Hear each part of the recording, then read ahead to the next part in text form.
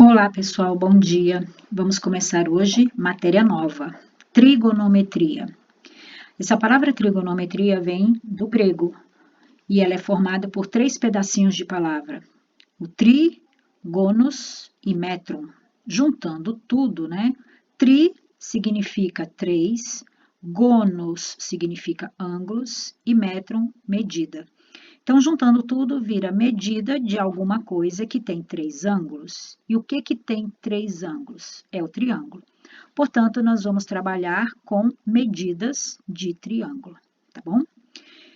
Então, a palavra trigonometria nos remete ao estudo das medidas dos lados, ângulos e outros elementos dos triângulos, que a gente vai ver futuramente.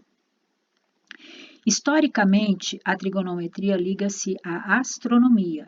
Por quê? Porque a astronomia é uma ciência que trabalha com astros, né? O Sol, a planeta, Lua, essas coisas. Estrelas. E tendo o que eles fazem? Eles geralmente fazem cálculos de distâncias entre esses astros. Só que é impossível fazer essas medidas diretamente. Não tem como você sair de um planeta e chegar a outro planeta com uma simples fita métrica. Não dá. Então, existem outras formas de fazer esse cálculo, e uma dessas formas é usar a trigonometria. Esse Hiparco foi um astrônomo grego que viveu no século II a.C., ele é o responsável pelos primeiros métodos de cálculo dessas distâncias. Também é considerado o pai da trigonometria. Olha, século II a.C. Mas só no século XVIII é que o matemático suíço Leonhard Euler conseguiu desvincular a trigonometria da astronomia, dando à trigonometria o caráter de ramo independente da matemática. Ou seja, ele separou a trigonometria da astronomia, porque antigamente pensava-se que a trigonometria só servia para a astronomia, e depois viram que não. Então, ela passou a ser um ramo independente da matemática. Essa trigonometria propõe uma grande novidade. Não entendi? Vou explicar. É porque antes de surgir a trigonometria, a gente só fazia cálculos. Eu não estava nessa época, é claro, né? Mas só era possível fazer cálculo que envolvesse exclusivamente os lados ou exclusivamente os ângulos de um triângulo, tá?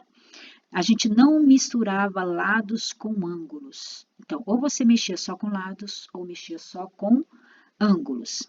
Depois que a trigonometria chegou, né? Agora a gente começa a fazer as relações das medidas de lados de um triângulo com as medidas de um de seus ângulos, tá bom? Bom, a gente vai trabalhar principalmente com o triângulo retângulo. O que a gente precisa saber a respeito de um triângulo retângulo? Vou colocar aqui o básico. Eu vou copiar esse triângulo para mostrar para vocês uma coisa muito interessante. Faltou copiar aqui o ângulo reto, né? Bom, então, esses dois triângulos são iguais, certo? Bom, o que eu preciso? Primeiro, que você identifique a hipotenusa.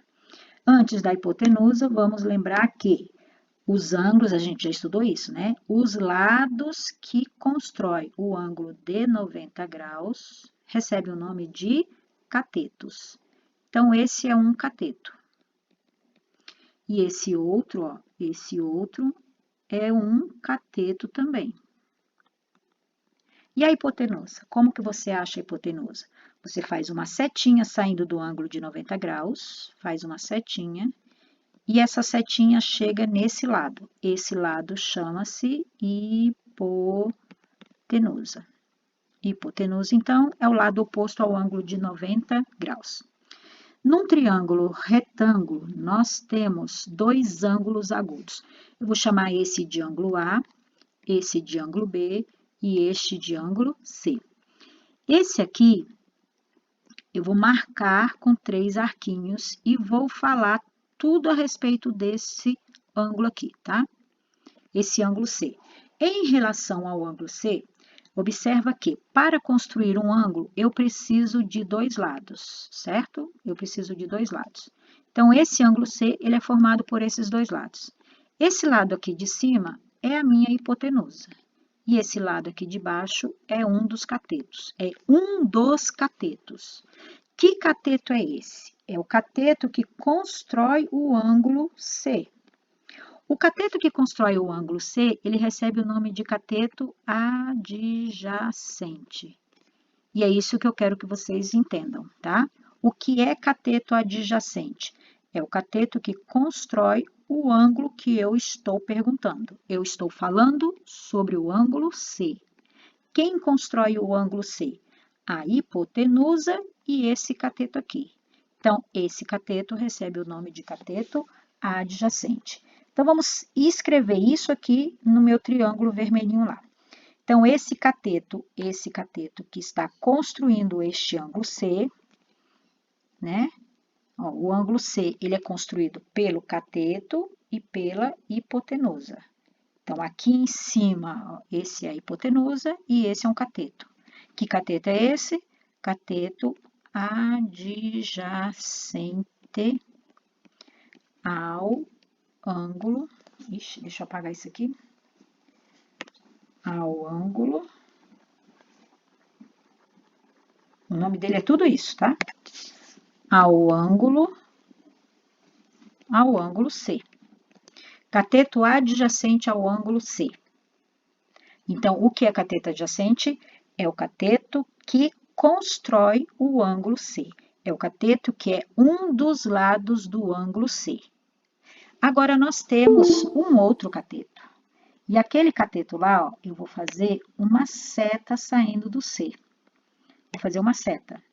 Então, fazendo uma seta, essa seta vai chegar aonde? Chegou aqui. Então, se chegou aqui, ele é chamado de cateto oposto ao ângulo C. Então, nós temos dois catetos e em relação ao ângulo C, que é o que eu estou trabalhando, eu tenho o cateto adjacente a C e tenho o cateto oposto a C. Perceberam? Presta atenção. A hipotenusa não mudou, mas um dos catetos é cateto adjacente ao ângulo C e o outro é cateto oposto ao ângulo C.